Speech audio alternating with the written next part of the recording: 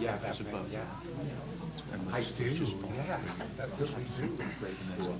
All right, we're going to call this meeting to order. Good evening, everybody. Welcome to this meeting of the Salt Lake City School District Board of Education on October 18th, 2022. We have a somewhat of a full agenda, and we certainly want to get started. The first things that we want to do is just a welcome. I certainly want to welcome all of you. Thank you for being here, and also acknowledge our association representatives who are with us tonight, either in person or viewing on YouTube on the live stream. So from Buildings and Grounds, we have Aaliyah Ocampo. Child Nutrition, we have Tanya Slaughter. SLEOPA, Whitney Favre. Transportation is Cindy Davis. SLEA, we have James Tobler. I know he's there. And then for SLASA, we have Janelle Rodriguez. So thank you all for being here. We'll turn it over to the Pledge of Allegiance to Vice President Williams.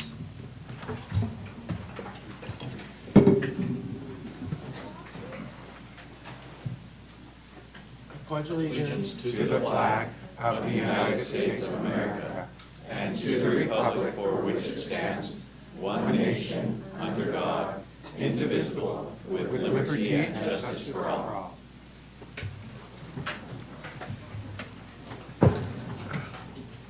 I would also like to acknowledge that Board Member Christy Sweat is on her way in transit but running a little late, but will be with us tonight.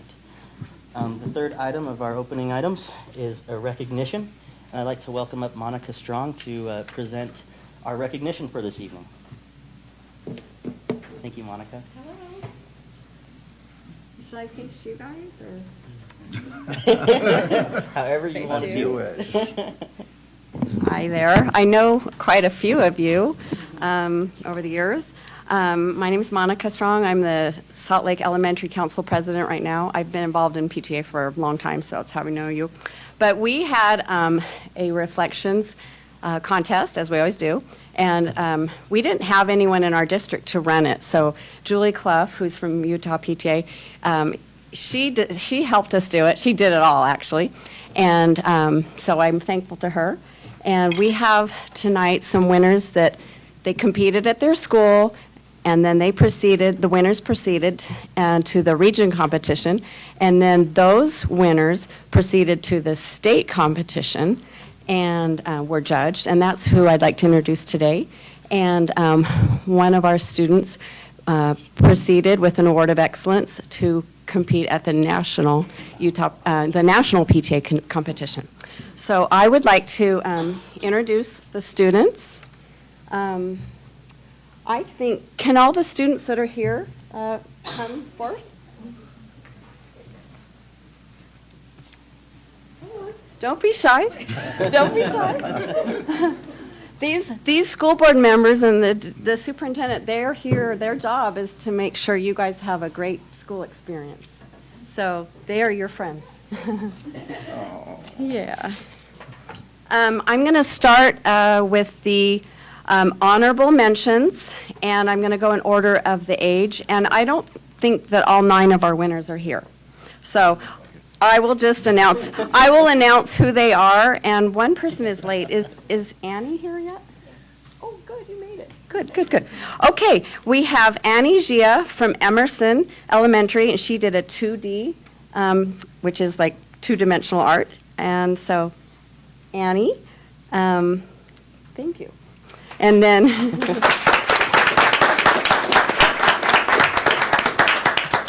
have Rosie Little, and she competed at Highland Park, but in the middle school division, because when you're 6th grade, they consider that middle school. So Rosie Little, is Rosie here? No? And she did literature. Foss Goodwin of West High did a film, and I think Foss was doing track and field tonight. His mom said he wasn't going to make it. We have, is Allison Holmberg, I believe, is not here. Allison? Nope. Allison Holmberg has gymnastics tonight, but she did one at the Highland High School in 3D. Next, we have our Award of Merit winners, and John Nelson from Beacon Heights did photography. I don't think he's here. He's my neighbor. Aria Holbrook from Dilworth.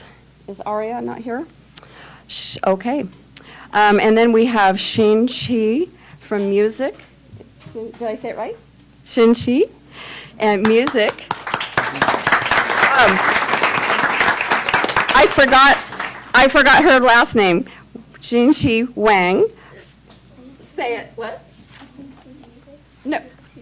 Oh, you did 2D. Okay, we made this list in the car on the way down. Sorry. Okay.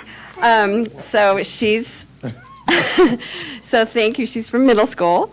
And also we have Han Xiao, she from West High School. And she did.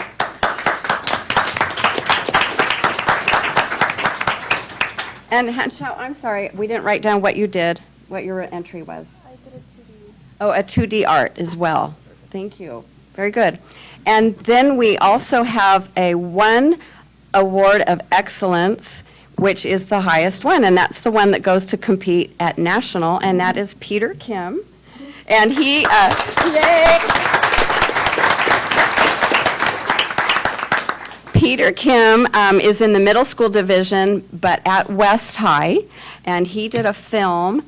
And Peter, we were able to send the film, Peter's film, for you guys to see. It's 4 minutes long, so I think that'll be my 10-minute allotment of time. And I think we can to watch your film, and then we should be done. And Julie has a treat that she made for you. Julie, show us this little treat. It's just candy. Wait, no, it's not.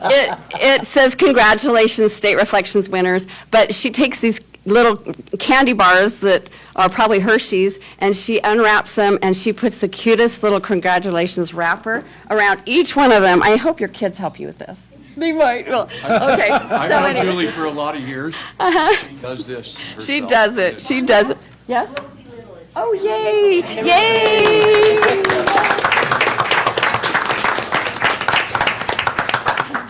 Rose, I'd like to mention that we should know from National in the next week or so if Peter's film has placed a National.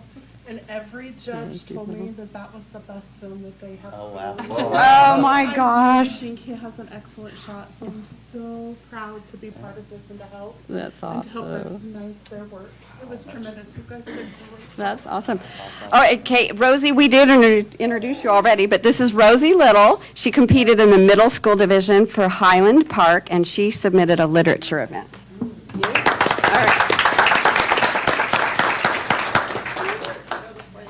Yes, so we want to do a picture before the video, and I will have to say at the end of the video, Peter's video says he compiled 1,830 pictures to make this film. Wow. Can I ask Peter a question? Yes. What app did you use for your stop motion? Was it Stop Motion Studio? It was what 3D? Awesome. Has Mr. Baca seen this? Okay. Are you going to show him? Okay, we're going to turn around. Yeah. Should we come back here? I Or? think if the kids will be just kind of here, then I Okay. can get in the background. Should I sit so I don't cover them? Yeah. And then, All of you turn around and face this way. But Stu, oh, yeah. Scoot over here. Do I need to be in it? Yes. Oh, I'd like to be in it, actually. Parents can go on. Okay. Because you're going to be watching. And Peter, like Peter, scoot in a little bit more. Board members, if you stand, you'll be in it. If you don't stand, just stand. Okay. All right. Or Alan, stand first. They're not even going to see me anyways. Alan, get out. Come on, Alan. I should have went with Alan. Okay, 1, 2, 3. Thank you, Audrey. Thank you. Thank you, guys. Thanks for coming. Like, yeah. Video and get your, don't leave without your treat. Thank you so much. Thank you. Thank you, Monica. We appreciate all you do for our students, and then, of course, with your role at the PTA. So thank you so much. I'm kind of retiring. Okay. All right, well, that's on YouTube now, so everybody knows. So do we get to play it? Let's play the video.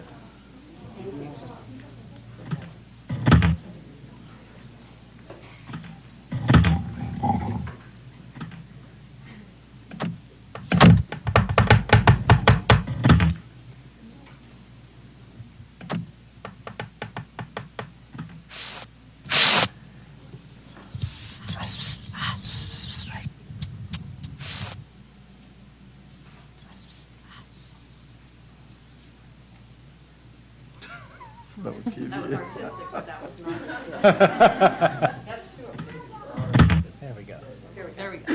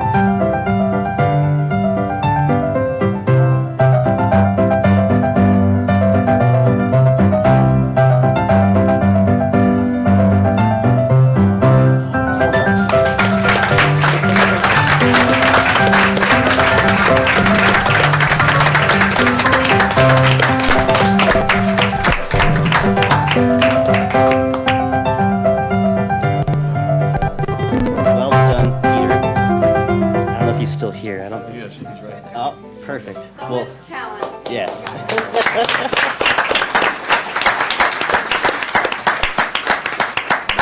Thank you so much. And thank you, Peter. It sounds like we'll be inviting you back, so be ready.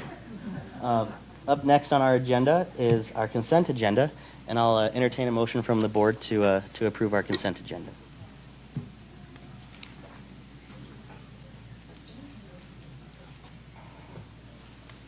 I move that we approve the consent agenda as written. Second. I have a motion from Board Member Anderson and a second from Board Member Bade. Is there any discussion to the consent agenda? Board Member Jensen. I would accept it but I think there is an error in one of the exhibits, and I just think we need to correct that, or maybe I'm looking at it wrong. When you go down to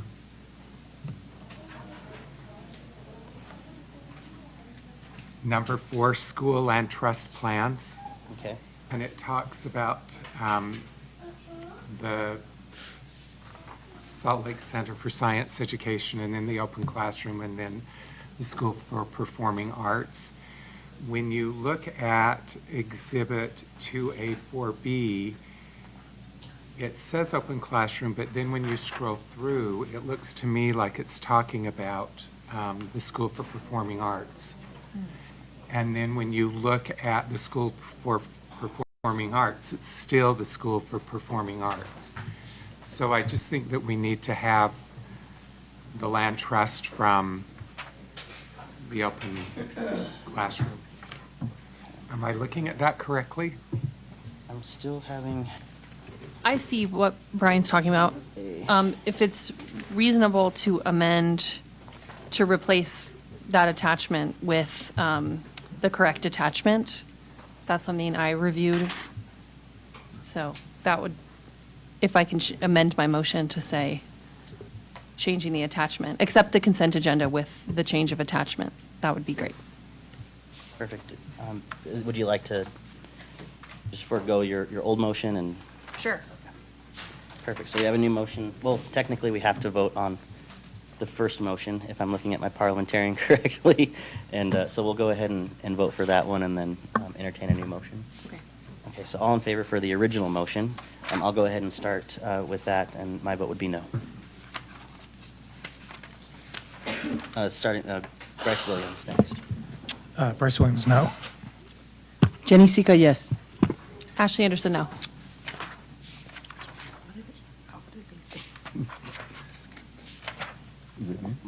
Mohammed, no. Ryan Jensen, no. Christy Sweat, abstain. Because I don't know what you're voting. No worries. So now I'll entertain a new motion to reflect the amendment that Board Member Jensen and Anderson have discussed. I move that we accept the consent agenda as written and assuming there is a change of link for the attachment for Open Classroom's school land trust plan, which is currently incorrect. Perfect. I have a motion on the table. Is there a second? Second. Okay. Another second from Board Member Bade and a motion by Board Member Anderson. Any further discussion? Seeing none, we'll go ahead and start with a roll call vote, starting with Board Member Sika. Jenny Sika, yes. Ashley Anderson, yes. Nate Salazar, yes. Mohammed, yes. Ryan Jensen, yes. Christy Sweat, yes. Bryce Williams, yes. Perfect. Thank you, Board. That motion passes. And thank you, Board Member Jensen, for catching that. And then also to our community for catching a couple of other things that needed to be corrected as well. Up next on our agenda is our request to speak. The board has asked me to read out our public guidelines for speaking at the Board of Education in our open meeting. The board enjoys the opportunity to hear from the public during public comment portion of its meetings. Before we begin, I would like to take a moment to remind you of our board rules governing your comments.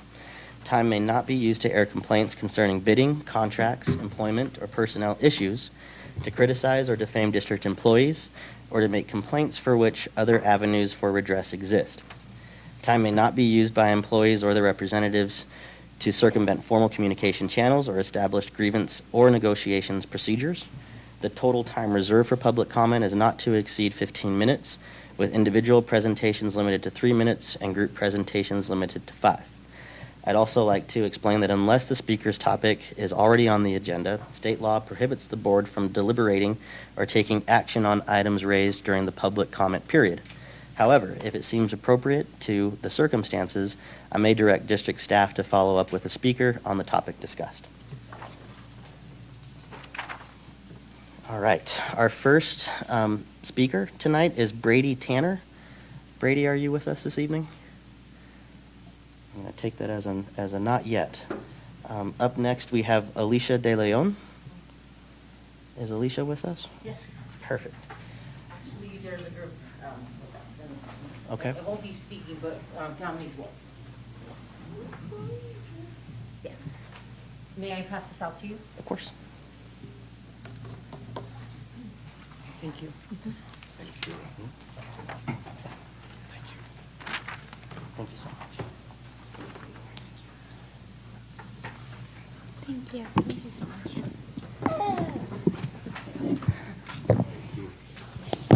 Stand up.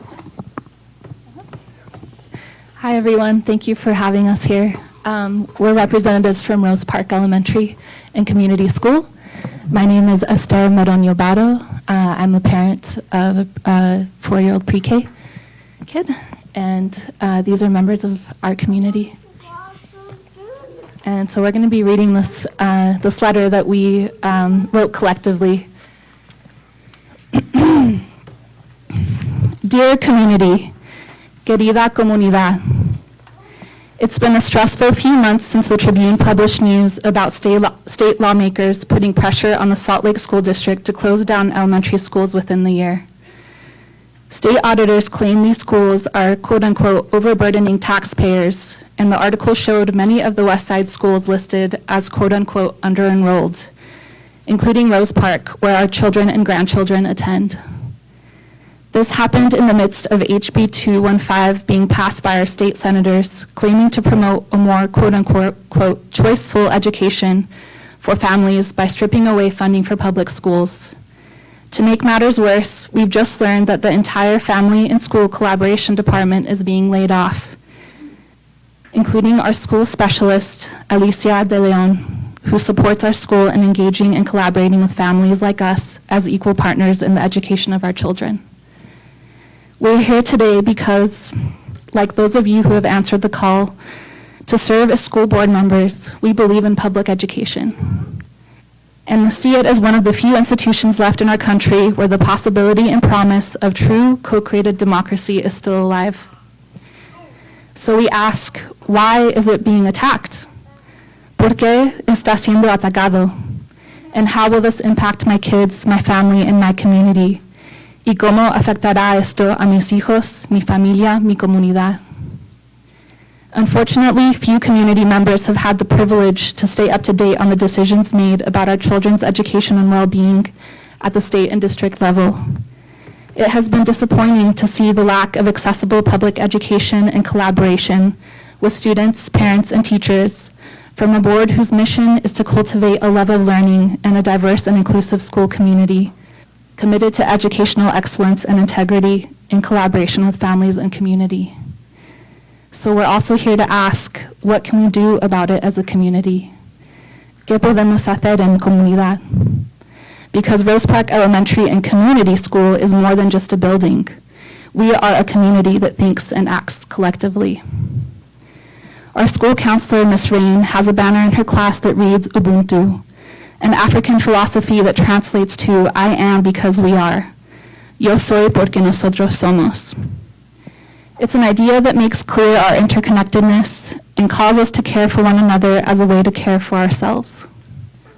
Caring for each other is one of our school's values, along with being honest, challenging ourselves, honoring culture and identity, and believing we are capable. Today, you are hearing us speak only 2 of the 7 languages spoken by families at our school. How can everyone at Rose Park know what is at stake, what is possible, and have a voice and a choice in shaping our community's future if the process for engaging them is not caring enough, not rigorously equitable and inclusive enough to include communication in Swahili and Burmese, for example, along with more mediums than email? Nate, Bryce, Ashley, Jenny, Muhammad, Brian, Christy, Lydia, Martin. You are also a part of our community. We see you trying, and we know that, like many of us who care for and center children in all that we do, you are undervalued and under pressure. So we ask that you let us care for each other by merging our efforts to communicate with all families, to make meaning from what is happening, to make decisions together. We know we can figure this out together because we believe that in community we have everything we need. Creemos que en comunidad tenemos todo lo que necesitamos. We look forward to more conversations when you come visit our school on May 4th and hope to brainstorm with you on how we can open up this process with more inclusive, accessible, collaborative strategies and rise to the opportunity we have to transform public education into the most choiceful, democratic pathway for our children's education and well-being. With gratitude, con gratitud, Patrick, Emily, Jose Luis, Esther, Melissa, stakeholders from the Rose Park Elementary and Community School. And we brought you this gift. Hope you'll accept it. I Am You, a book about Ubuntu by Rifole Moaloli, and hope that you will have a chance to respectively and collectively reflect on what Ubuntu means to you. Thank you. Thank you. Thank you.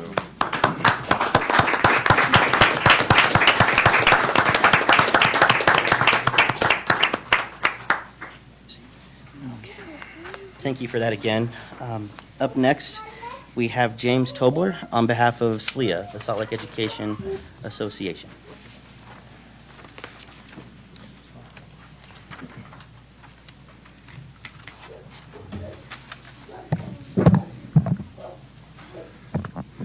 Hello, school board members, superintendent, business administrator Kersley, and Lydia.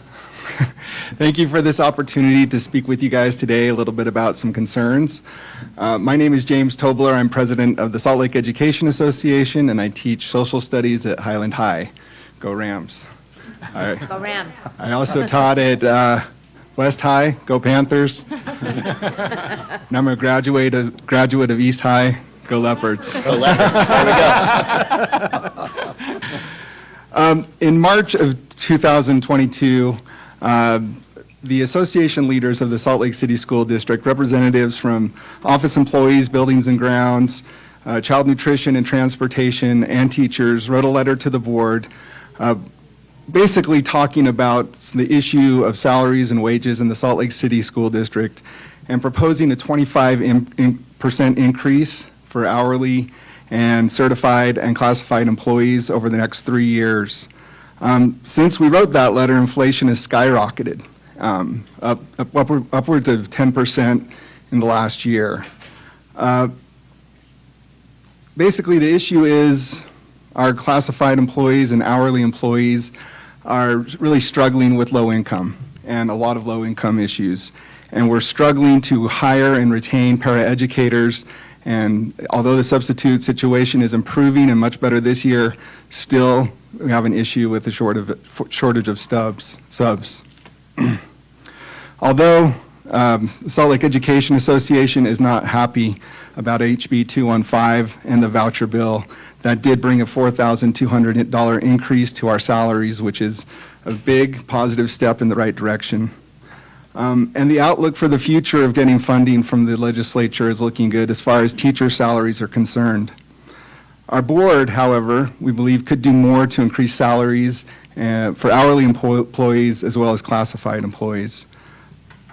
Business Administrator Kersley's report earlier this year basically told us about some of the funding situations that our board has looked at and considered over the last little while. To take note, we were a little bit surprised and concerned that the levies that our board kind of gets from the community was pretty much the lowest along the Wasatch Front. The voted local levy hasn't increased since 1974 and is by far the lowest of compared districts along the Wasatch Front. The board levy, which can be raised by the board, is slightly more than half than the maximum rate that it can be raised. Our issue is that paras, we have a lot of open para positions, and teachers need paras. I have conversations with educators on a daily basis, and it's not uncommon to have teachers break down in tears because of their lack of para support. Paras are such a huge key to the teaching profession and to our schools. We appreciate that the board and our human resources administrator has created a full-time para position with health benefits. We would like to see that expanded and funded by the district so schools can do more to hire full-time paras. We'd also like to see increases in hourly salaries, so paras can be paid a living wage, and we can recruit and retain qualified paraeducators. This is true for all our employees in our district: child nutrition, transportation, secretaries, buildings and grounds. We need to do more to improve the salaries of our district so our people that work in our district can afford to live in Salt Lake City. Thank you very much. Thank you, James. Thank you.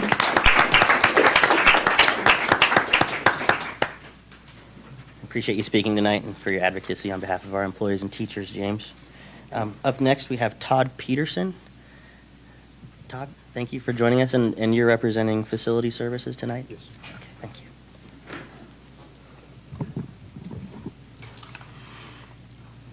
President Salazar, Superintendent Bates, school board members, and Business Administrator Kearsley, thank you for the opportunity to address you all tonight. I'm here representing the Salt Lake Buildings and Grounds Association. I currently serve as an executive board member for Salt Lake B&G and have been an electrician for the school district for going on 26 years now. During my career here, I've seen many unsung heroes among the educational support professionals, or ESPs. Without these professionals, Salt Lake School District teachers wouldn't be able to effectively instruct students. While Salt Lake B&G only represents a portion of the ESPs in the district, each one of us is an integral part of student success. ESPs are often left out of the conversation when it comes to public education. I'm here tonight to discuss some of the work we do. Custodial and maintenance staff are constantly on the move. Custodians keep our buildings running. They arrive well before anyone else in the morning, and they're always the last ones to go home. Our high schools never seem to close, with clubs, sporting events, art performances, and community events.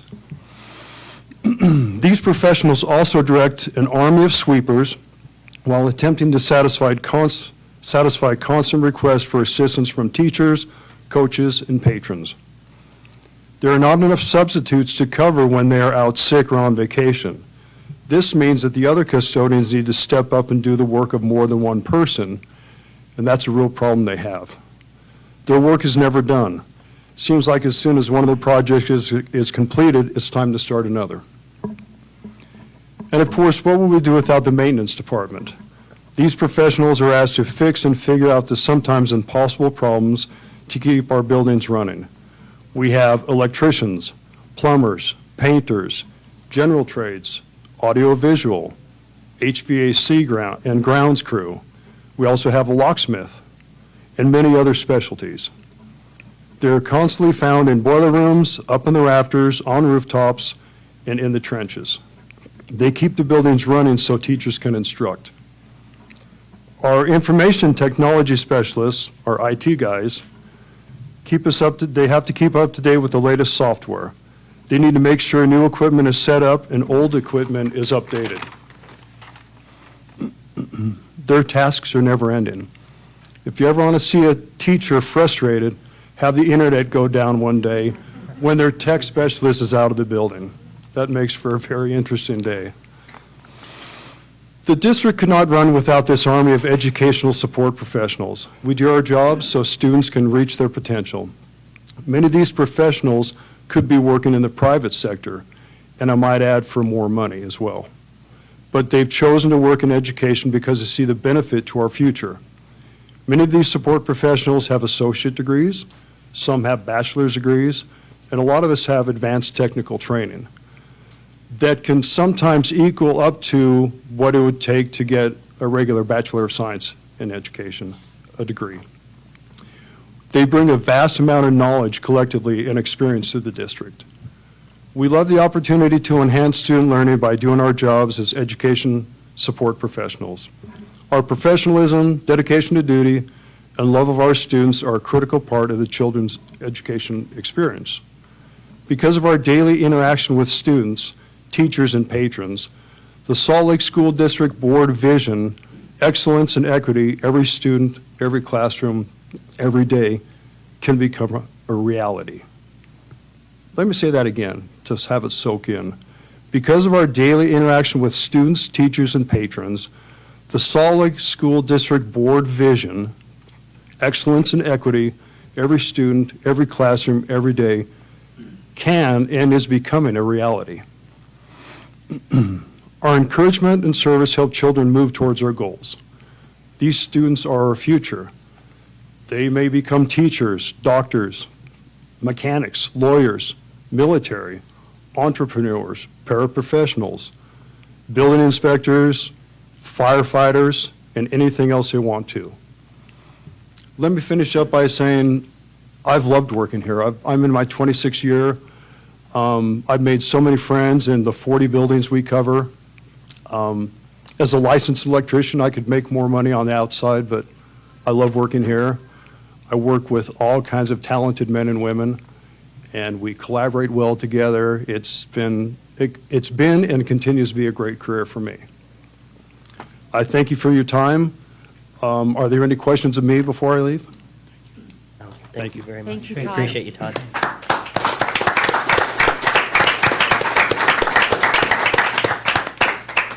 Todd, thank you for representing your association so well and our students and our families.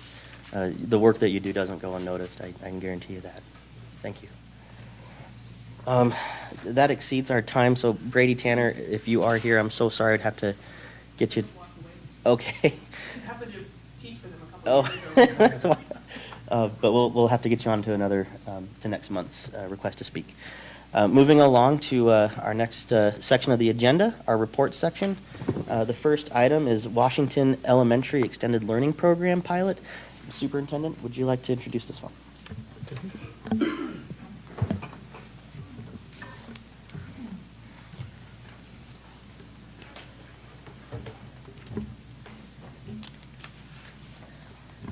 Okay, very good. So, as you know, I'm never sure if I'm supposed to wait or I'm Tiffany Hall, Executive Director of Teaching and Learning, and this is Dr. Alex Parsons, the supervisor of our Advanced Academics program. And we are very happy to be with you tonight and talk a little bit about a pilot that was started last year to make sure that we are being transparent with you about data and about the way things are happening in the district. So to begin this, we're going to see if we can actually... Look at me, Sam. I'm doing the best I can. Oh, other button. All right, thank you. So I'm going to turn this over to Dr. Parsons. We're going to talk a little bit about what we did, and then I'll come in and talk a little bit about the history of things, and then at the end we'll have some options for you to think about. So, thank you. Yes, thank you for having the time for us today and hearing the data that we present. We are going to start off with some context of our identification processes and the data that we're about to present. So, in terms of identification of gifted students, one of the things that we know that is best practices is grade-wide assessment of students. Rather than trying to wait for a referral and then to assess them, that is one of the top ways to best identify underserved students. So we know that is a best practice. And so starting last year, we started testing grade-wide in grade 3, in the spring of grade 3. And we felt that after 3.5 years of education, time with us, that provides a more accurate assessment of students than testing only in pre-K or K. And we also know that our neighborhood ELP services begin in grade 4, and so this allows us to have grade-wide data to be able to identify and place those students for neighborhood services at the beginning of the year. Some more context, spring of 2022, again, as I said, we did use the COGAT assessment to assess grade-wide for the third graders. And we had a situation where more students were identified using the long-standing SLCSD parameters of identifying giftedness than we had capacity for serving in our Magna ELP program. And so then the next question was, what do we do? And so then the questions we had to answer was, will the changes in testing, like shifting towards grade-wide, shifting into third grade instead of at the beginning of fourth grade, would that warrant an additional site because of the increased identification? We knew that it happened in 1 year. We needed to ask, would it continue to persist? And then asking ourselves, what percentage of families who did not actively pursue ELP testing will choose MELP when their students are identified. Again, that is the component of the grade-wide. Instead of parents coming and saying, I want my child assessed, we're saying everyone gets an opportunity. Let's go see who we can identify, which means that parents seeking component was not present. Again, this is a little bit more historical context. In 2022, we had for our rising fourth graders, of course, we have our target ratio for our fourth grade classrooms to be 1 teacher for every 28 students. And we saw that there were 24 students at Emerson. However, Spanish fluency is a prerequisite for that classroom, and so we cannot place rising fourth graders in that classroom without Spanish fluency. We saw that there was more students identified, 55 students identified that had yet to be assigned, when, as you can see with that ratio of 1 to 28, we had five places available if we were to maintain that ratio. And so we were a little over, and so we had to ask ourselves, what do we do? And that's when, as if you remember this time last year, we came to you with opening another MELP location as a pilot experience. From the Washington experience, of those 55, 16 found their way to Washington. That's a 29% attendance rate. I would argue that for a program that we approved this time last year, that's a pretty solid amount of numbers. Some of the reasons why that number is at 29%. Granted, we always have an attrition rate of students who qualify and don't join us for MELP, no matter the location. But some of the families identified expressed concern because it was a pilot program. Some of them selected NELP services at their neighborhood school. Some of them chose to decline ELP services altogether. And that is not uncommon. That happens all years. And so this is just a transparency of what is happening in this situation. Granted, one of the things that I would like to include in this Washington experience is, although there were concerns, there were also some parents who have reached out to us whenever they knew that we were coming to you to share their experience of how they appreciate the location, especially if they're in quadrant 1, and that they appreciated the program starting in 4th grade because their student had a few years to be a neighborhood child, and then once they started to see that their child needed a more rigorous experience, having that available as an option, where all of the students were in that same circumstance. And so that was one of the frequent feedback that we received from the families at Washington. So, sorry, we had one more. Yes. Oh, yeah, we have one more. So here's the interesting news for this year. All of that is context. This year, again, we did the grade-wide assessment for 3rd graders, and as you can see from this, last year we identified 55 new students for MELP. This year, through the grade-wide assessment, we have identified 76 students that met the same criteria that we have long-standing. And so we again have a situation where we have more 3rd graders than rising 4th graders, current 3rd graders, than what the capacity of our long-standing MELP locations would be. So this brings us to some options, and it also brings us to some historical context. One of the things that we have always said in the district is that our philosophy has always been that we would serve the students who are identified as magnet proficient or qualifying for a magnet program in a magnet program if they wanted that option. That these were students who are testing in our top 3 to 5%, and as a result, we wanted to make sure that if they chose to have services, we would provide those services. And if you'll remember, the board several years ago, we had kind of an anomaly. So I want to talk about this anomaly that we had in the past versus what we're seeing here. Several years ago, we had a bubble of kindergarten students. And we had more kindergarten students than we haven't had that bubble in several years, but we had more kindergarten students than we could put into the classrooms that we had open. And so we added an additional classroom at Hawthorne and followed those kindergarten students up until through attrition, and then in 4th grade when the classes got larger, then we went back to having just 1 teacher per grade level. We haven't seen that bubble before, and we kind of don't expect to. But what Dr. Parsons is talking about here is seeing a bubble in 3rd grade with these rising 3rd graders having had that educational experience and enabling them to really be able to express themselves in this assessment in a way that perhaps they didn't as kindergartners, and perhaps as they were not opted in as kindergartners to take that. So this is now 2 years with not just the same, but a growing bubble of students that we're able to identify. So the question is, would this continue to occur? Would we continue to have this? So we have two options, and I think it was a little confusing the way you saw it on the slide, that it was like a binary choice, a this or that. So I'm going to lay it out on the slide a little bit differently so that we can talk through it. So the first thing I had on this slide was our option 2, which is to expand our NELP services. Now, the NELP program, our neighborhood ELP program, exists at every neighborhood school, and it is in grades 4, 5, and 6. And this program is a pull-out program for students that are identified. They could be identified for magnet and continue to go to school at their neighborhood school.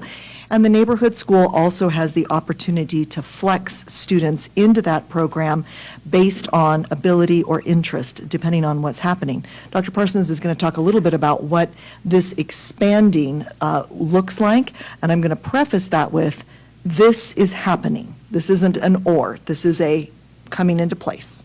Okay? Yes. So whenever we talk about expanding NELP in this particular context, as she said, it's not a binary choice. The expansion of NELP and NELP and reinforcing our neighborhoods. Oh my goodness, those two letters being one away. I'm usually so good. It will continue because our neighborhood students, whether they qualify for magnet or not, still have a wealth of ability, a wealth of skill, a wealth of interest that we can capitalize upon and expand upon. And so this would look like something, as she was saying, being able to create more flexible groups depending upon specific areas of ability and specific areas of interest and skill so that we can better refine what students are interested in and what they're capable of. This could also mean capitalizing upon the wealth of knowledge of our NELP team to be able to leverage what they are best at to maximize the potential for our students through having them provide services as a team in their area of strength. And so that is ways that we can work on expanding our NELP, and those are some of the things that we are discussing. So that brings us to option 1, which again would be an and that would be to continue the program at Washington based on this 3rd grade testing. Now, last year, we also had kind of a bubble of some 6th graders because of some testing anomalies we picked up during COVID. This year, we do not have that, so that 6th grade would become a 5th grade, moving those 4th grades up. So it would be a 4th and 5th grade. And if that pattern continues, that we have this many students testing in, then we would assume that we would be able to get very close to that 1 to 28 target ratio that we're looking for. We had about 29 to 30% of the students in year 1 select that placement. We have a higher number this year, and we think as the program has gotten more recognition, has been talked about, parents are feeling like, okay, this is a solid option, that we would be able to continue to fill in the Washington, Hawthorne, and Whittier program, make sure that we're keeping those 4th, 5th, and 6th grades at that 1 to 28 or very close to that 1 to 28 ratio that reflects the same ratio as we have in our neighborhood schools. And to do that, we would be asking you to continue with our ESSER funding for 1 more year to determine that pattern of identification is a trend and not just a bubble as we saw with the Hawthorne. We believe that it will be a trend. And that means that we now have an and, which is option 1 and our expanding NELP, and here's the or. The or would be, if you chose not to do that, then we would offer our rising 5th grade students placement. We may not have placement for all of them, and all of them may not take that placement in Whittier or Hawthorne. So it's kind of like there were 3 things on that slide that were happening, and I don't think I made that very clear, and I apologize for that. So that is where we are at this point in the year. We would like to present these numbers to you and say that we think that there is a trend toward having enough students identified as rising 3rd graders to continue with a 4th, 5th, 6th option for magnet programs, as well as continuing to serve our neighborhood schools with excellent neighborhood programs that will meet the needs of students who choose to stay at their neighborhood school. Thank you, Dr. Hall. Thank you, Dr. Parsons. We really appreciate you coming in and giving us a recap of where we were last year, where we are now. I think the data speaks for itself in a lot of different ways, and mostly to one-year efforts in your department, Dr. Hall and Dr. Parsons, but also the hard work of K through 3rd grade teachers in our school district and our administrators. So that is the thank you difference. for that. I would turn it actually over to Board Member Anderson if you have any specific questions. This was a topic that Yeah. you requested. Oh, I don't think I can do this. Okay, I'm gonna do that weird thing. So I wondered a couple of things, which I was able to talk to Dr. Hall about a little bit regarding like why the class bubbles were the way they were, because I know that it can be challenging for staffing a school building when your ELP classroom is really small, or your MELP classroom is really small, and your other class sizes are getting bigger. So I think it's really great and like healthy to go through stuff like this annually and maybe establish timelines. Like when this past board voted to approve the pilot, I don't think a clear time was established to review the data. So I think it makes sense to align like yearly kind of reviews of that data with your testing process so that we can decide and a school could know. Like I just want to acknowledge everyone from Washington is also sitting here, that the principal and NELP teacher and MELP teacher. Yes, that was the 4th grade MELP teacher. So, Yeah. oh, and a parent, see? So they are there, and I think they, too, like if we agree on any kind of direction for this, we should also consider what the next time we would review it would be. So when would it become a permanent program? When would people know about their staffing, that kind of thing? I did wonder, and I asked Dr. Hall a little bit about this, did the pilot meet some of the goals of diversifying participation in magnet services? Like that was a conversation the past board had in terms of the purpose of adding it. The short answer is diversity and equity in our ELP programming is a bigger question and a bigger answer than just one MELP location. That could be an entire topic that we discuss as a board. So that's the partial answer. To continue with that, like I said, many of the feedback that we received from our families that are participating in the Washington MELP program is appreciation for the proximity. So for example, some of the parents that reached out were from schools like Newman and Mary Jackson, and the kinds of schools that we would love to be able to support more fully in their participation in ELP. And so, as I said, diversity and equity is a bigger topic than just Washington alone, but I feel like Washington, with its proximity to other families, did create more opportunities for families who felt like going to the southeast quadrant for an education were better served. That's awesome. I don't know if anyone else has questions, which I could let them go first. And then I had one more comment, but go ahead, Brian. Okay. I don't know if other board members got an email, but it looked like an email was sent to other board members about this. But I just have some questions from my own personal experience as a 3rd grade teacher. Sure. And Dr. Hall, when we're talking about these different options, so you were saying that option 2, NELP, is occurring in every school. Correct. And I understand that, but in my experience, that program, there's not a full-time teacher in every school. What those teachers are doing is usually they're teaching at least 2, or they're in 2 locations. 2 locations, they're handling, half-time teachers, the correct. NELP program. One of my concerns is that I believe there are children that are testing into this, but they're not participating because they want to be able to go to their neighborhood school. And the way that it is set up right now with these teachers being in 2 locations, it makes it very difficult for them to service the children in 3rd grade because a lot of their time is taken servicing the children in 4th, 5th, and 6th grade.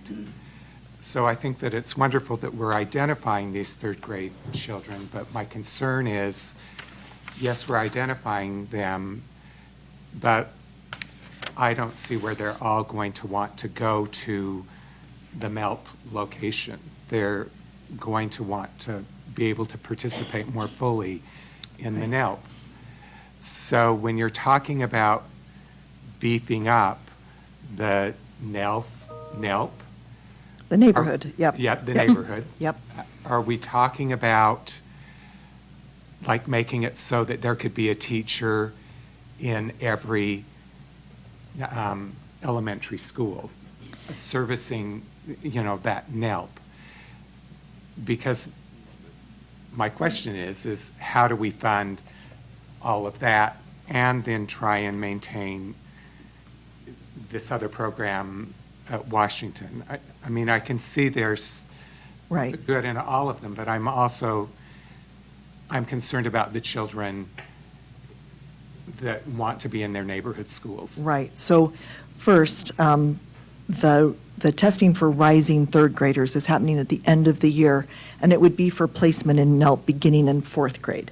That's always been our model, and you're absolutely correct. We have a half-time NELP teacher, a neighborhood teacher, half-time at every elementary school, with a primary responsibility of providing those services to students in 4th, 5th, 6th. They push into 3rd grade, do some exploratory groups, and then depending on the size of the school, may do some work with other subsequent grades, but their primary responsibility is the enrichment and enhancement of students identified for 4th, 5th, and 6th. We're not asking to expand or to fund, so please don't stroke out on me right now, because I was not asking to expand the number of teachers for those schools, because that would be very expensive, and we're not in a place to do that. But what we're looking in terms of expanding, perhaps, if we think about expanding this way, but rather it would be expanding this way. We'd be expanding the type of services we offer. We would be expanding the way that we would be able to approach schools and students and have them flex kids in by interest. So the program itself would change, but not that it would become larger at the neighborhood schools. I hope that reaches. So when we're talking about rising 3rd graders, we really are talking about rising 3rd graders to begin placement in grade 4. Okay, as they move into it. Mhm. Yeah. Yes. If I just might remind everybody or some context myself, this is before the board as a report to a specific question. Mhm. And if we want to discuss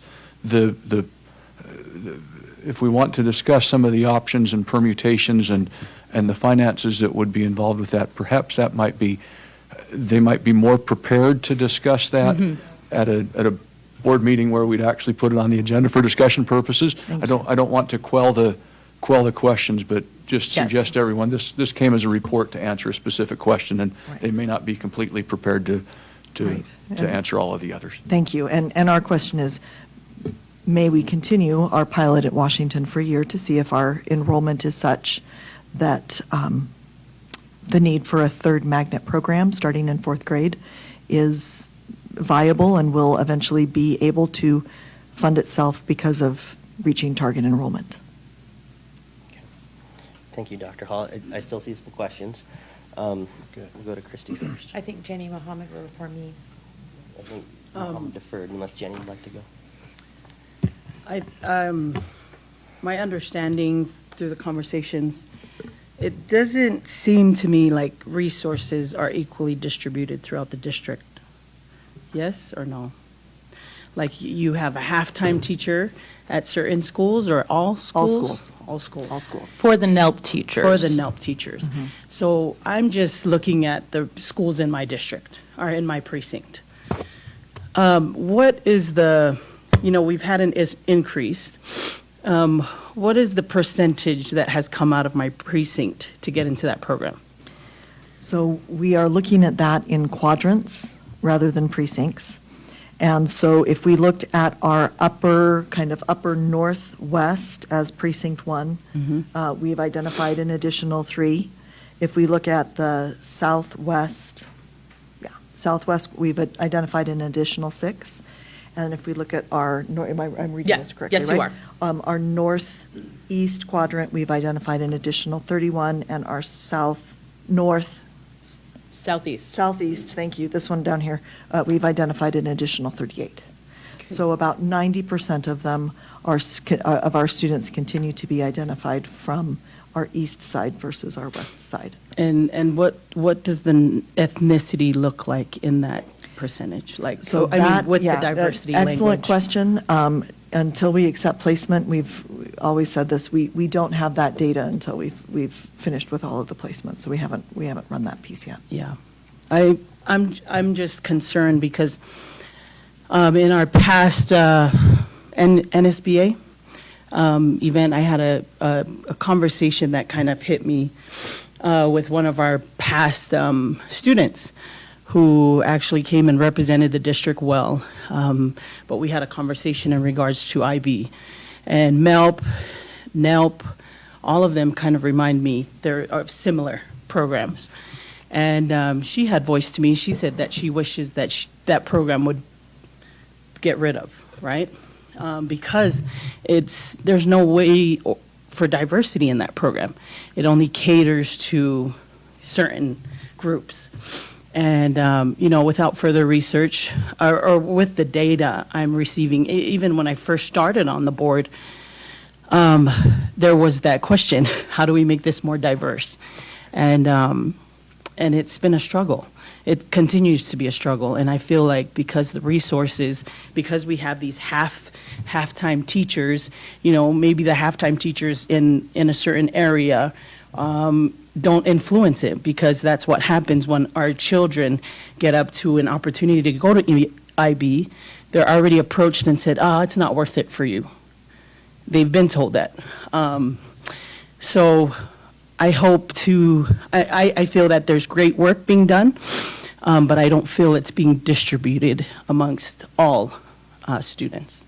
So I thank you for that statement. That is a true statement, and a statement that Dr. Parsons and I take very seriously. As Dr. Parsons said, the distribution and the equity of this program is a much larger conversation than this piece.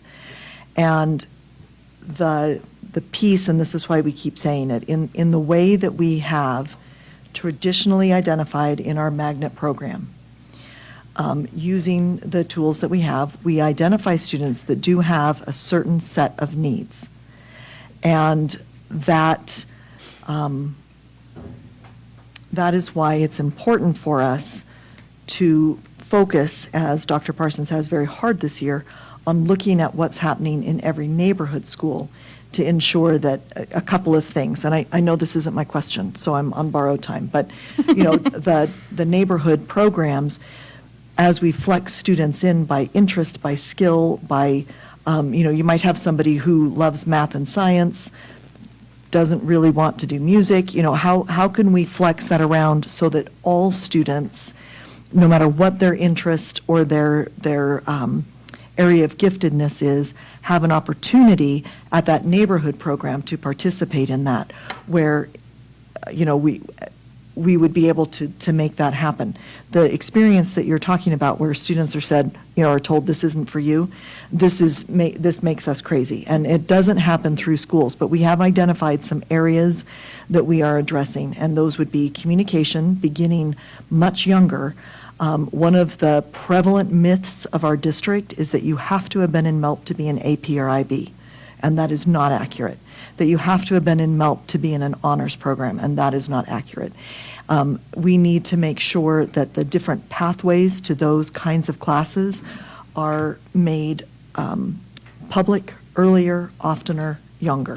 it's oftener a word, earlier, more often. more early, yeah, whatever. We need to do it more, we need to do it younger, we need to get to parents to help them understand that piece, so that when we get to that difficult transition, that elementary to middle school transition, when they're choosing to start those honors programs, because that's really where honors begins, that those are elect into classes that students can choose to go into, and that middle school experience drives them into a high school experience where they understand the options that they have. And every now and then we've heard a story of somebody saying, this isn't your class.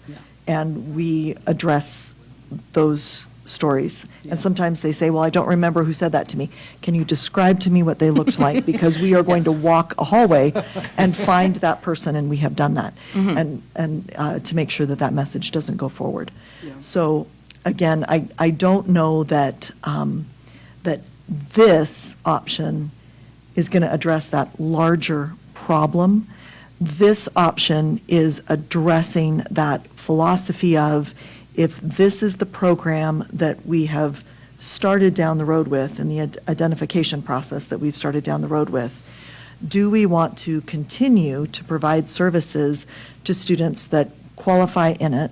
And you know, historically, that we've set those criteria, and that's the piece. And then do that excellent job, but then also continue to build those structures with this third grade testing with students as they enter fourth, fifth, sixth grade, so that they are ready to make that jump into middle school, seeing themselves as scholars and ready to take on those academic challenges in the areas that they want, that they choose to pursue. Yeah. Thank you. That's, I understand all of that. I just feel like in our area, right, we practice and we culture these kids a certain way. By the time they get, you know, in certain areas, you know, they're unfamiliar. So I feel like it's just not distributed well to where that they would yearn or want to do something like that, because it's not emphasized as much in one area than it is another. And so. Board Member Sika, I'll just tell you this. In our area, we are emphasized to go sports route. That's it. We are built for that. But we have capable yes, students. Yes. As you know, I've been here. What day is today? I have technically not been one calendar year with us yet. And almost, I'll see you in a few days to celebrate my 1 year. Every single time I go to schools, I see and feel what you're talking about. I walk schools with the talent scout mentality, and I see smart kids, I see funny kids, I see kids who are good at so many things, and it's so exciting to walk the halls of our schools to see that. And if anyone ever needs help of how to look into talent scout mentality, you just reach out to me, and we will. And I'm there. It fills my cup up, and so it's a way to capture that. Is my goal as ELP supervisor, a way to make students feel that they are capable, and not just capable, but that someone else sees that they're capable, and that their hard work and their effort mean something. I know that we're having a neighborhood conversation. I hope that the NELP teachers believe in me as much as I believe in them, of what we are capable of in this district. As Dr. Bates very graciously shared, though, I will be, Dr. Hall and I will be much more prepared to present on that exact topic at a future date. And it's something that I have on my mind to share with the board. But that is for another time.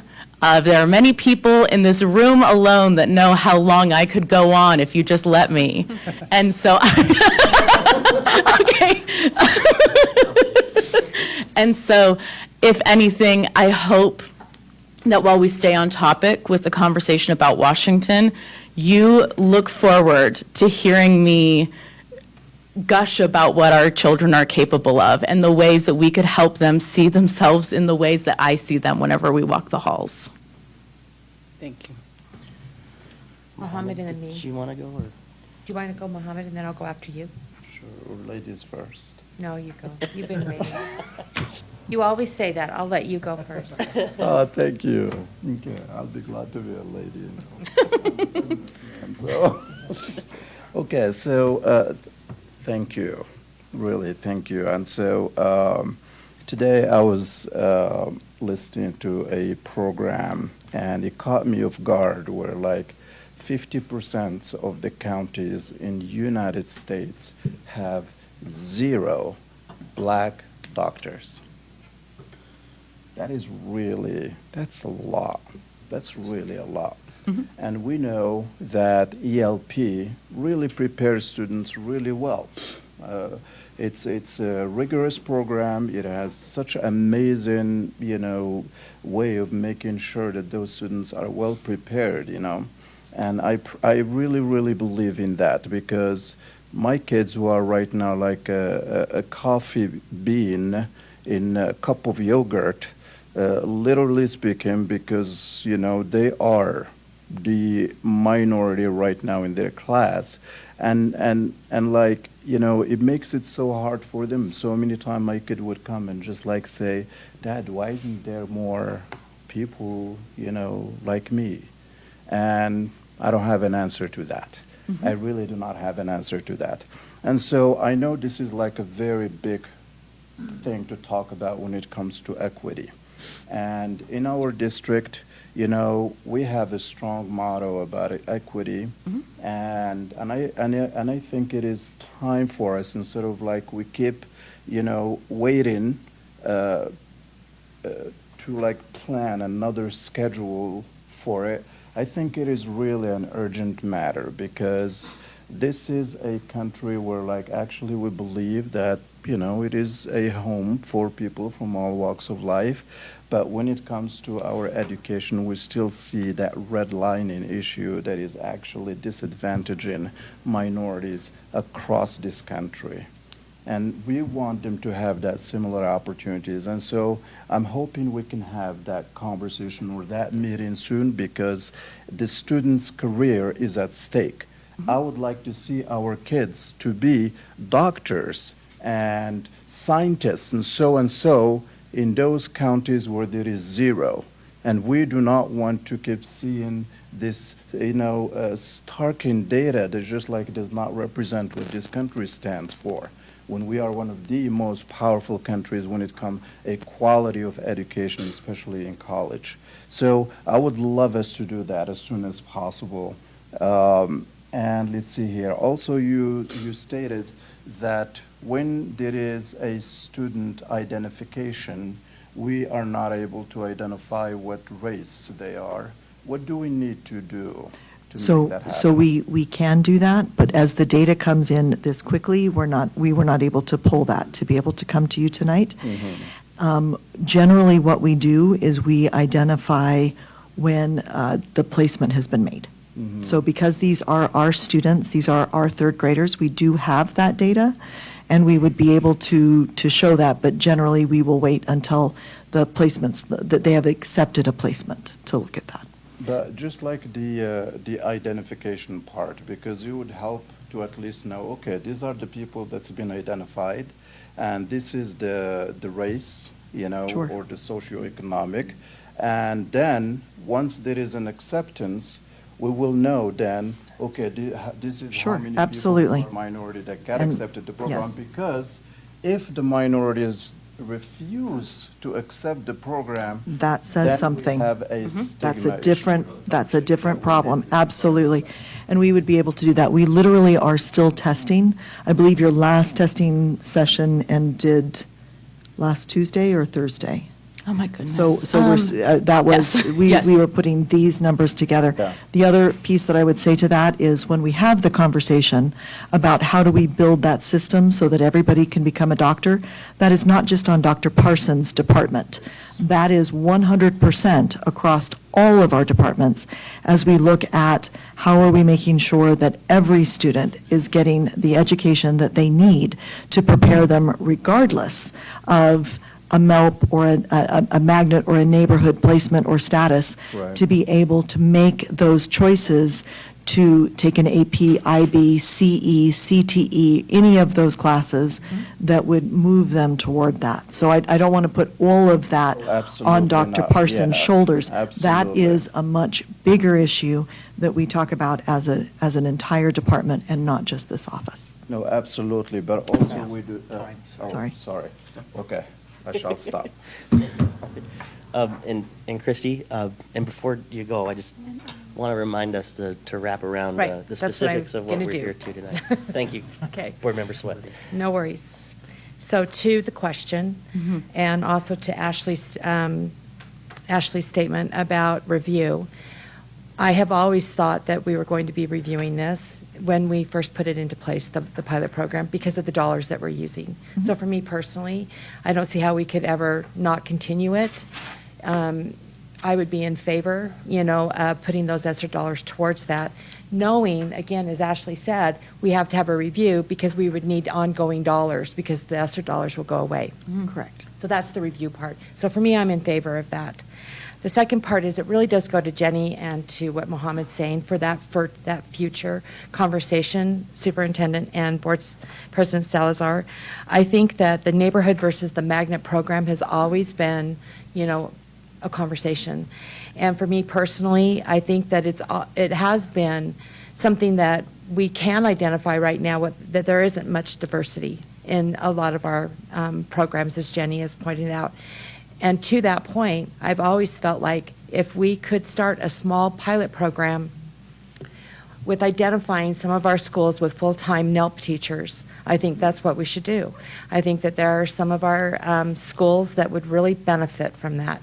So I would hope in the future that that would be a part of our conversation, to be able to answer some of those questions around what does it look like? What would be the funding around a full-time, half-time component with some sort of a phase-in, as we look at starting one place and moving forward. And I think it is important, to listen to, once again, to our students' voices. What are the programs and the resources that they really want and need, specific to their neighborhoods and to their schools. And I don't think just because we think that we need to put a program somewhere that it necessarily means that that's what the community or the students want. So I also want that to be a part of that future conversation that we have. I have found this to be very enlightening tonight, and I appreciate the work that both of you are doing. But I also want you to know, Dr. Hall and Dr. Parsons, that if you don't see a great big huge poster board from Alan saying no, that there's still possibilities. Oh, very Okay. good. I'll turn around and look in this We're waiting for this poster then. Good. He has a special one that he flashes up to us. Anyway, So thank what's you I for have the 14 conversation. FTE? Is that what we're saying? Okay, good. When, I would like to clarify a moment. When we talk about the diversity conversation, we really need to parse that into magnet versus neighborhood. That's some feedback that I've gotten from our community. Our neighborhood ELP services, the children are identified based upon the school community. And so when we have a diversity conversation, we really need to delineate if we're having a conversation about magnet or neighborhood. Magnet or neighborhood, exactly. Yes, thank you. Lydia. I have two questions. First, are we seeing students going to the Washington program? I guess we only have 1 year of data from every quadrant. And do we have data on whether or not it's proportional who is going to the program that tests in? By proportional, I think I need some clarification. Like, are we seeing more students from certain quadrants go to the program that test in relative to the number of students from that quadrant that tested into the program? The answer, I don't have the specific numbers in front of me, but generally, the students that we saw who accepted placement to Washington were from quadrants 1, 2, and 3. Granted, I do not fault families for trying to find a way to come from, the southeast corner to Washington to take their child to school. And so in that way, that there would possibly be a disproportionality. But like I said during our presentation, the trends that we noticed is that the families who most took advantage of Washington are those who appreciated the fact that it started in 4th grade. And so they felt like it was a more comparable peer group for their students. And also those who felt that the longstanding locations, which are in quadrant 4, were too far for them in the past, and now they have a closer location that they can take advantage of. If I might add in there too, last year, Lydia, when we started the pilot, we recognized that the number of students that we had were really in close proximity to Washington, either from the Avenues, Capitol Hill area, some kiddos from Rose Park, but so that's really where why we landed on Washington as the location. And then my second question is, how is the district giving preference to students who get placed into Magnet ELP about who gets placed at what school, and about who would get placed at Washington? And if we didn't continue the pilot program for Washington, about who would get placement into a MELP program versus who would not be placed into a program and would be, that was interested in being in a program. And I'm probably going to answer in reverse order because the last question that you asked is one that we would need guidance from the board of how to continue because, like I said, 76 students qualified and we have space probably right now for about 7. And so we would have to figure out a plan of if we didn't continue Washington of what to do for the students and how to place and prioritize. And so that would be that would be a big question that we would need to address and answer. In terms of placement, if we did continue Washington, this is technically new territory for us because currently in Hawthorne and Whittier, they do currently have 3rd grade classes with kids who are persisting into 4th grade, and so they do not have as many. They do not have a full class to start off with the way that Washington would. And so it would be reliant upon placing the students predominantly at Washington just because of the numbers. But then at the same time, like I said, we're now at this place where in the past we did not consider location in school assignment because when they're all within the same quadrant, within a certain radius of each other, then no matter where someone is, that is not a contributing factor. In comparison, now we do have a different location in a different quadrant, and so it is something that is attracting some families to want to ask more questions about MELP because they see the Washington location and they see that it is a more convenient location for them in comparison to the longstanding locations at Whittier and Hawthorne. And so that was something that I'm trying not to get too far ahead of it because I'm looking to see what the board is going to ask before I set those procedures in place. Ashley? Yeah, so I would think it's super reasonable to say it was good to review it this year, as Christy said, and talk about how with ESSER funds it's feasible and we do need more evidence about how testing works and placement goes. But that also in another additional year, if we continue the pilot, we would have a review that is more comprehensive and addresses what Jenny specifically was raising with more demographic data. But then also we could address other factors such as like, this is just going to align with boundary reconsolidation conversations in many ways. That like all of the sites, I wouldn't want a student who's at Washington now to move next year and then potentially move again if boundaries change in some way that impacts that student. Like we can't, because none of us can predict that, I think it's reasonable to move forward for a year, but then set clear expectations as a group of the kind of information we would want in an additional year to make sure those goals continue to be met and that any larger changes to ELP, including neighborhood, right, are something that we could see as a bigger picture. I think that's pretty important. Thank you, Board Member Anderson. Board Member Jensen? round two? I was trying to observe our guidelines of asking one question and then letting every board member, but now you're here. I mean, others have asked, additional, so I just have one brief question that I was hoping that I could ask, which I think goes to what Jenny was concerned about, and also, Christy, what you were talking about.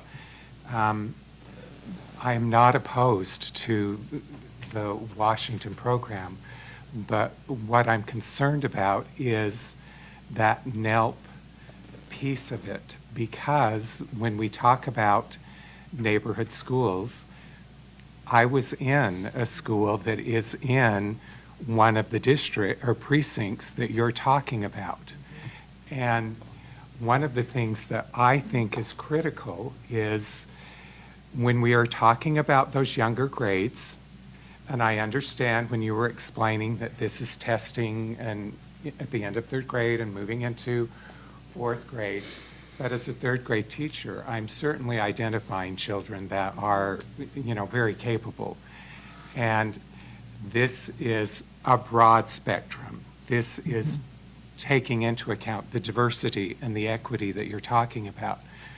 One of the concerns that I have is that when we don't have like that full neighborhood school program, I mean, what's going on right now in schools, it's called Discovery. And that's where the NELP teacher goes into those lower grades and is, trying to help identify children. That's when children start to think about what they are and decide, am I smart? Am I a sports person? Am I artistic? Or, whatever it is. I think that it's critical to getting to Jenny's concern is that those children in those younger grades are also getting that encouragement and exposure to like, oh yeah, this is what I really like to do. And yeah, I like to play soccer or whatever, but no, I really like this part too. So I know that this is a much larger conversation, but to me, it really does need to be included in this review that we're going to do, because when you have these teachers driving back between two schools and trying to do all of that, it's challenging to meet the needs of the NELP program in the school to address your concerns. Thank you, Brian. Thank you. Vice President Williams? And I'll be very brief. I know the conversation tonight is around Washington, so I appreciate that, and I'm going to let it be at that. I am very much looking forward to the conversation around the topics that Jenny and other folks brought forward tonight. I'm hearing a lot of the similar comments around the feelings that Jenny has shared. I have a lot of constituents in my precinct who are very upset, but I know that's not the conversation we're having tonight, and so I'm just hoping we can kind of have that conversation later. Thank you, Vice President Williams. I haven't said anything other than trying to bring us back together. I'm going to do that attempt one more time. I'm on board with what Board Member Sweat and Board Member Anderson have said. I think let's extend this another year. I don't want to put Washington out. I don't want to have students be moving around to different schools. We have a lot of work to do with boundary and reconsolidation and all of that.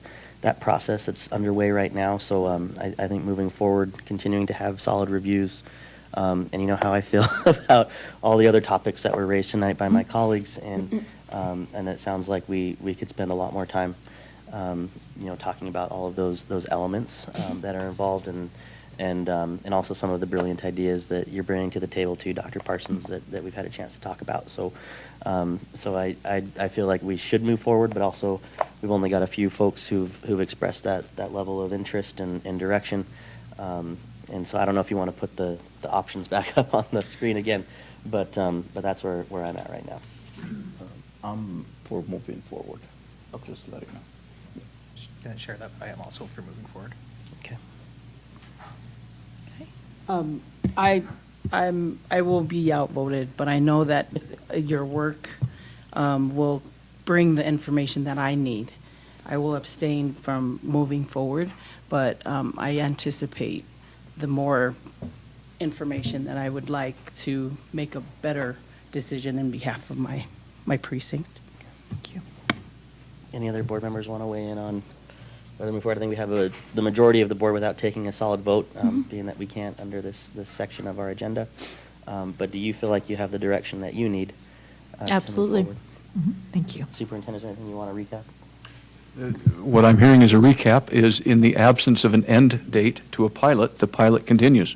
So it's not that we've voted to stop it or continue it. In the absence of an end date, it continues. But probably 10 months from now, not a year from now, but maybe 10 months from now, we have a report on the pilot and make a decision at that point whether to continue it or not. We'll have a lot more information about the pilot and about a lot of other things 10 months from now. Right. But prior to 10 months from now, maybe in the next few months, this could really lend itself to a 90-minute study session conversation about what giftedness means. We've done, as an education system in the United States of America, a pretty good job of identifying one piece of giftedness.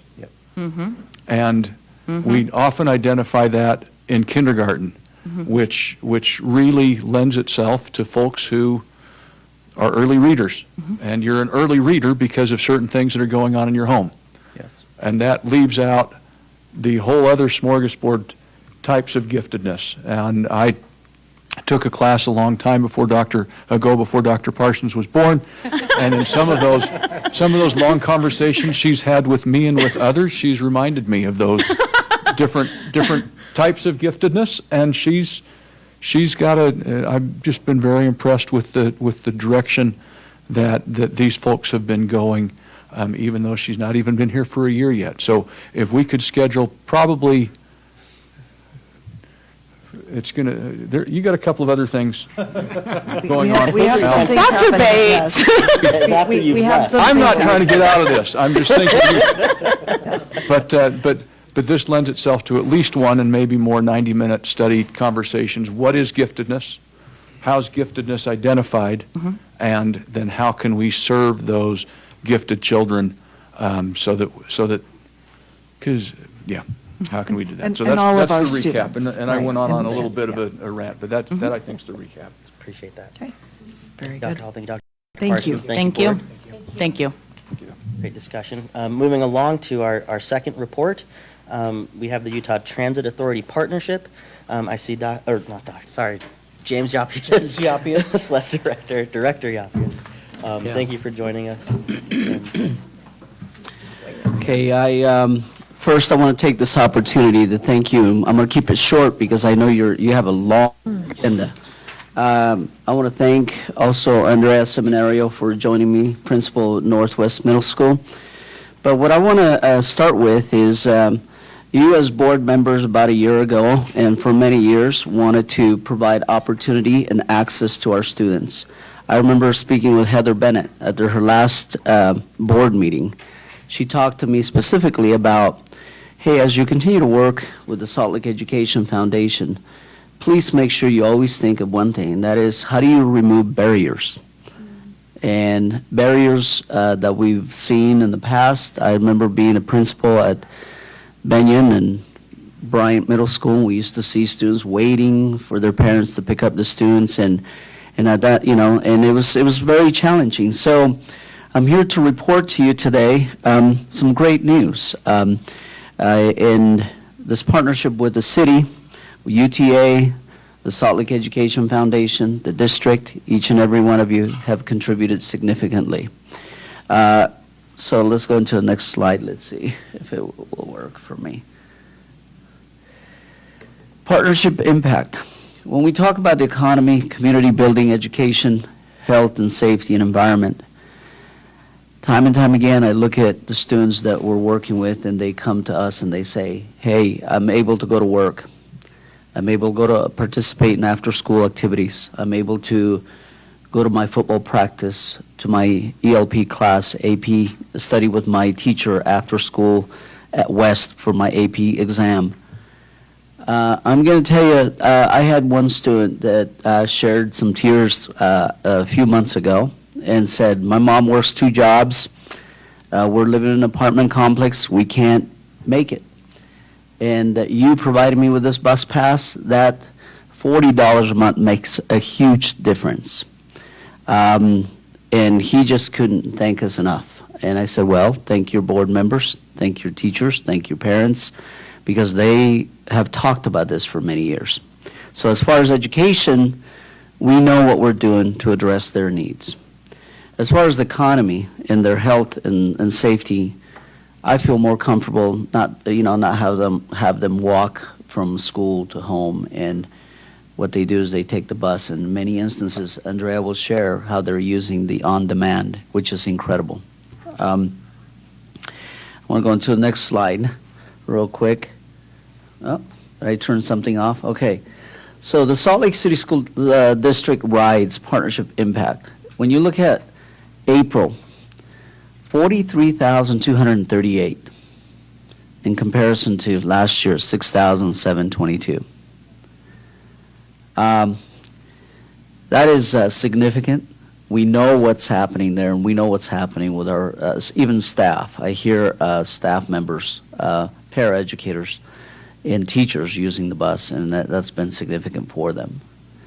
As far as the users, you look at April 2022, 21-22, you have 464, and now we have 3,511. And these numbers are expected to grow. I'm going to share with you that while the city, we met with them in the last couple months, and thank you, Alan. You're always like a quarterback, directing and guiding and conversations. It's incredible. He has signs, apparently. Yeah, he is. He doesn't have a sign, but he always talks about making sure that it's cost effective. So the city has committed the $100,000. It still has to go through their city council approval. We hope that we will continue with the $200,000 commitment from the Salt Lake City School District, and then the foundation will commit to that, hopefully for that $80,000. And this is a report from us to you, so that way you're aware of what's coming, but it is an incredible opportunity. The one thing that's happening is that the city council is very involved in what's happening right now. And Jennifer, I want to thank you, because I know you're constantly talking, giving information back to the city council that makes a tremendous impact on the decisions, how we're making decisions when partnering. One thing that they're wanting to add is at no additional cost to us is a guardian that will have a bus pass. So that way families will be able to go to a parent-teacher conference and other activities. And then the other part that they're looking into is to increase the on-demand. The on-demand is going to be really important for us. And maybe this is a good time, Andrea, if you don't mind sharing the on-demand a little bit. Thank you. Hello, good evening. My name is Andrea Seminario. I am the principal at Northwest Middle School. Thank you for this opportunity to speak on behalf of our students and families of the Rose Park community. We love the UTA On Demand. We do. It's been really impactful. One of the ways that we've seen it really change things at Northwest is with our after-school programming. We've seen an increase of student participation in after-school clubs and sports. Although we do have an after-school bus, it does not take kids home until 6 p.m. And what middle schooler wants to stay until 6 p.m., right? It's not a thing. And so with On Demand, it's fantastic. The kids go to the club of their choice or sport, and then they hop on their app and order a UTA On Demand and go home. If you're not familiar with the UTA On Demand, it's like an Uber service. And our kids are very savvy with that service, so they're able to participate in all sorts of activities.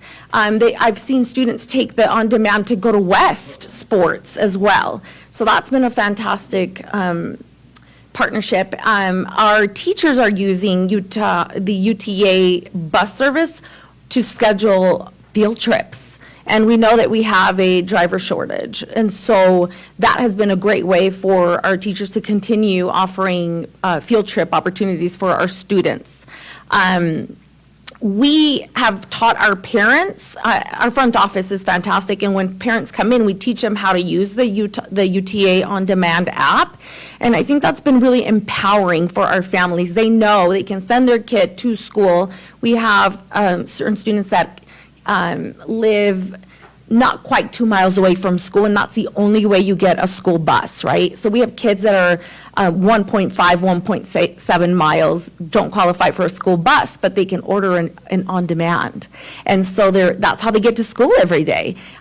We love this partnership. We're grateful for it. It has been impactful for our students. We want to see it continue and increase if possible. The only time we don't love the service is when all the kids are ordering at the same time. Well, then it doesn't work, but we love it. Thank you so much for considering that partnership, and it is so incredibly beneficial to our Rose Park community. Thank you. Now, I just want to, the last page real quick here, I think Andreas shared quite a bit of information. We know that it has increased attendance.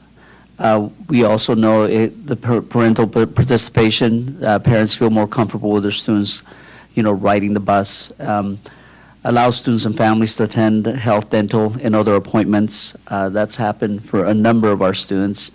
Gave families additional options to meet with basic needs, grocery shopping, etc. Some students are going right to go get their groceries. And the social mobility, I think our students, it's important for them to socialize, but it's important also to understand their community and really as they're, going to work, as they're going to the after-school football games, basketball games, other activities that are going on. We've seen that that's made a tremendous impact. And Lydia, I want to say I was at West High School and spent 3 days in the classroom presenting to students. And every one of the students, there wasn't a student that didn't say they didn't appreciate. If they're not using the bus pass, they were so happy that their peers in their classrooms were able to participate, and they were excited about it. So I just want you to know the feedback from the students is tremendous. The parents, I've received emails from board member Christy Sweat where she's heard some parents talking to her specifically about this important partnership that we have. So in short, I just want to thank you, each and every one of you. Thanks the city, UTA. So if you see them, the Commissioner, Carlton Christensen, he's been a true leader in our efforts, and I want to thank him for doing that. So if you have any questions, great. If not, I know you have a long night tonight. So. Thank you, James. Yes. Thank you, Andrea. Yeah. I saw Board Member, or Vice President Williams' hand first. Yeah, and I'll be quick. I don't want to ask too many questions. James, you've given a lot of credit to various folks around this table and in the room, but I want to give you credit and thank you for your stewardship of this relationship. Thank you. Absolutely. A small question that I have. I've heard about the on-demand. Obviously, there's the bus and the light rail. Does that include front runner as well? I know at one point there was a little hiccup with the front runner. Is that included as well? I'm not clear. Well, not right now, but what there will be a cost. They're trying to analyze, see what they can do to provide that, but it is a bit expensive. Sure. We do have people that come from other areas other than Salt Lake, and we're trying to get that in place. So. Thank you. Yeah. Mm-hmm. Jenny, did you have a question? Oh, I just wanted to say thank you. Even our community, the Glendale Poplar Grove community, all of those kids use the UTA pass. Sometimes their parents are annoyed because they don't come home because they're on the UTA traveling. So, but yeah. That's another problem. Yeah. That's another problem. But yeah, thank you for all you do. Thank It's you. awesome. Excellent. Please go ahead, Mohammed. Yeah, thank you. Really, it is so fantastic. I'm so proud when I'm going somewhere. It's like, oh, guess what? We have free bus ride for everyone in our district. And they're like, what? Especially when we go to an SBA and all that. So it is so fantastic. And I just have one question. Kids who are, little kids who lose their bus pass. Like That in- is literally my question. It's like in my kid's class, 35% of students already misplaced them, And immediately my son texted me, "Hey, Dad, do you still have my bus pass?" "Yes, don't worry, I got it." So what do they have to do Well, to... So we've taken a look into that. One thing that we learn, right? So this year we said everyone gets a bus pass. When you look at K through 5th grade, what we're going to do is an opt-in. So the parents will ask for it. So if they want it, great. If they don't, we're okay with that.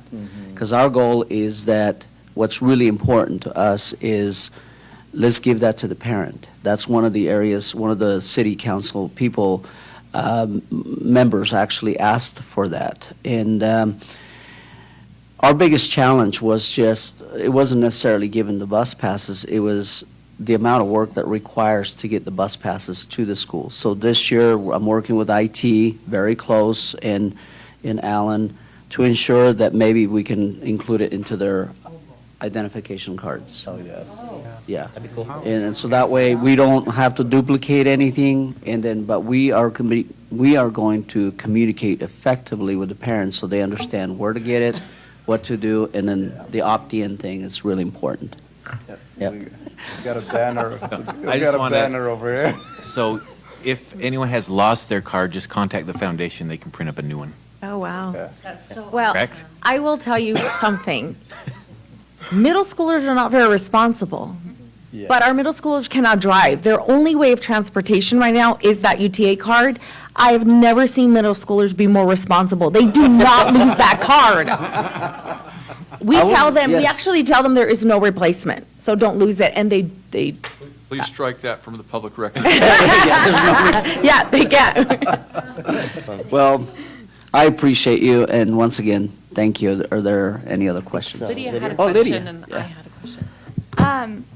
Well, thank you so much. I'm a huge fan. I've gone on field trips with the UTA bus pass.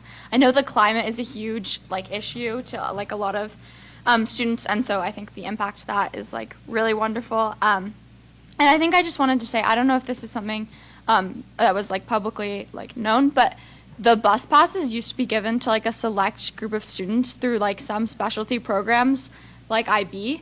And so that I think just I would watch students get turned away from the bus pass line just because of their address, because they didn't qualify. And so the fact that it's available to everyone now, I think is just so wonderful, and the impact cannot be overstated. So Thank you. I echo the question about kids losing the bus pass. One of my kids take the bus every day from my house into the avenues. And they take 2 buses. And so one thing I would say about the opting in and the different things are that some people use them all the time, and some students really could use them for field trips only. So I don't know how you choose to structure that as the foundation, but I would say 2 things could really help us expand the program, and they do relate to will kids lose them? Does the class need it? Does the child need it? Some kids will need it, some classrooms will. But can we really do some more education for elementary school teachers on how to do field trips using the bus? Because busing costs are so prohibitive to some of our students that it's really reduced the number of field trips in elementary schools, I think. And we do have, issues then on the home level in terms of bus routes that get to enough stretches of houses. Can we also do education for parents and families on bus routes that align commonly to schools? It's very easy for my kids to take Absolutely. a UTA bus, and they're not eligible for a city bus. And so I think both things could really help, and how the opt-in is structured shouldn't exclude kids who want to take it in the morning, but should really amp up that a lot of elementary schoolers are not going to take the bus by themselves, but their teachers could really take them on a lot more field trips. And the pass has been so useful for that reason as well. Okay, thank you. I just want to add one thing. And, James, you talked about this, and you didn't really say anything about it tonight, but I think it's so important that when we went into this partnership with UTA, it really was to create lifelong writers, wasn't it? And that's what we're doing. Yeah. And I think that it's amazing to see those numbers up there. We need to tout that. Wherever I go, whenever they say, what's a celebration? This is the celebration I talk about, because it is so awesome. It really is. And I think I would just close, one, with the thank you. Thank you, Board Member Sweat and all the colleagues on the board. It certainly is. You know, like I see, I work at the library downtown, and seeing all the students come off of the tracks line into the main library, and hearing the echoes of their voices and their laughs and everything that comes with it is really, really cool to see. I haven't seen that in, well, there was a pandemic, so we were kind of closed at the library. But nonetheless, it is a really cool thing, and it brings a lot of life into our work at the library. So it is working. That's the best part. And one, thank you for your efforts. And then to Board Member Sweat's point about people catching on to it, I had a meeting last week in my role as the board's representative for the county's Parks and Recreation Board. There are elements of sustainability that they're writing into their plan, and I can talk about that more later in my board report. But there are representatives from school boards in the county that are there, and they're just really, really psyched about what we're doing, about the work that you did, about in coordination with the city and Jen and the council. And so if you start hearing from some of these school districts and some of their municipalities, Jen, there's questions, and people want to know how this works. And this type of work is incorporating itself into larger, plans that counties and municipal governments are doing. So just hats off. I think it's a really, really awesome thing that we're doing, and in large part thanks to you and the foundation and your partnerships. Thank you. Appreciate you. Thank you. Okay.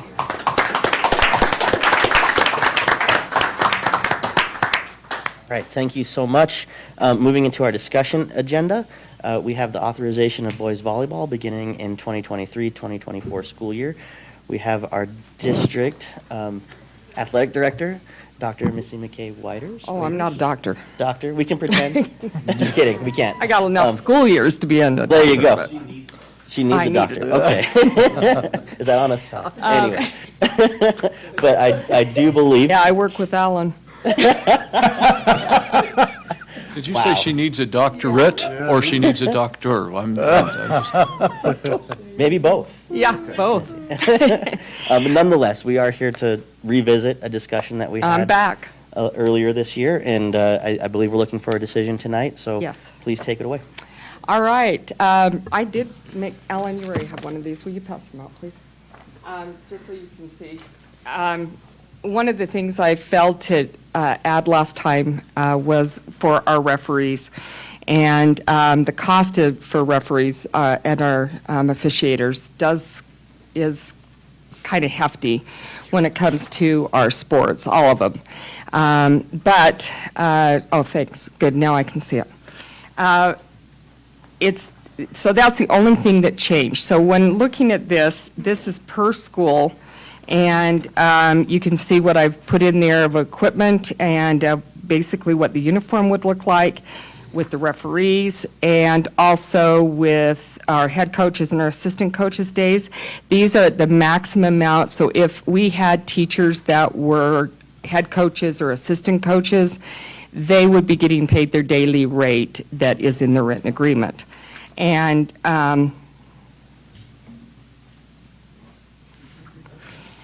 wanted to make sure he heard me. And the rest of them, it is if they are non-educators or do not have contractors with us in our district, they are paid at about $290 a day for their days that they're. So we will follow along with what girls volleyball already has.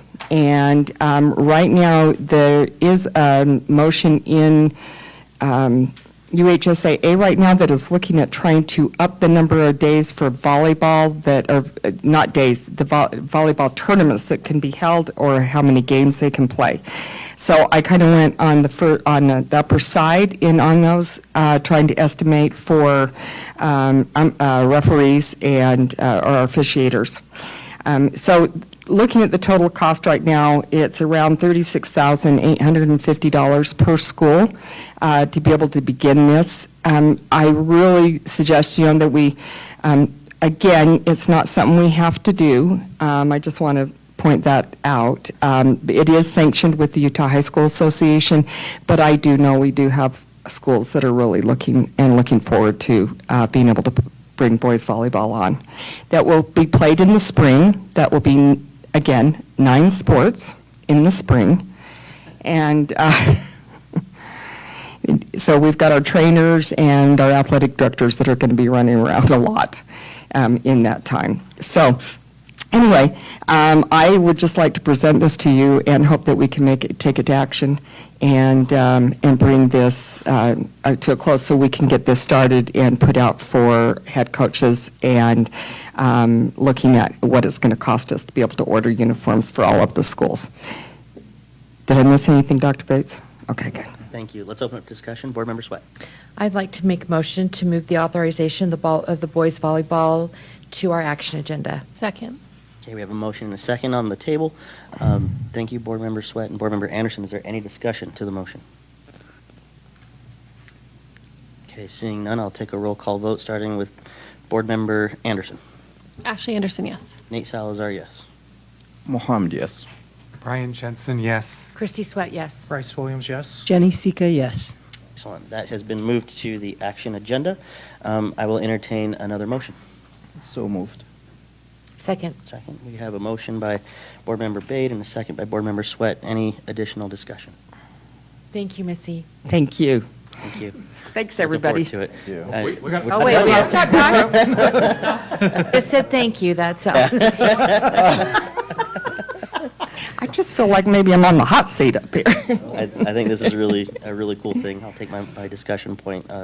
Being a former volleyball player myself, I think it's really cool that this is a fully sanctioned sport. So, I'm excited. me too. So I'll take a roll call vote, starting with myself, going down the line. Nate Salazar, yes. Mohammed, yes. Brian, yes. Christy Sweat, yes. Bryce Williams, yes. Jenny Sika, yes. Ashley Anderson, yes. Thank you. Well, I was really trying to get out of here before Alan turned around the post board that said no. I think we need to get Alan to referee a game. Thank you. Thank you, Missy. All right. So moving along, I would ask that the board be amenable to move our superintendent's and board members' report until after our closed session. There are elements in our closed session that could impact both. So I would look for a motion to move into closed session and start handling the business that we need to there. I can make that. President Salazar, members of the board, I move that on April 18th, 2023, the board go into closed session for the following three purposes. One, the discussion of the character, professional competence, or physical or mental health of an individual. Two, discussion of collective bargaining. And three, discussion of information provided to the board during a procurement process, because as of the time of this meeting, that information may not be disclosed to members of the public, and the board needs to review and discuss the information to properly fulfill its role and responsibilities. Also, as part of this motion, I also move that the... Stop. That's good. Okay, thank you. We have a motion on the floor. Is there a second? Second. Thank you. I'll take a roll call vote, starting with Mohammed. Mohammed, yes. Brian Jensen, yes. Christy Sweat, yes. Bryce Williams, yes. Jenny Sika, yes. Ashley Anderson, yes. Nate Salazar, yes. That motion passes. We'll enter into closed session. Sam, please let us know when we're ready to start.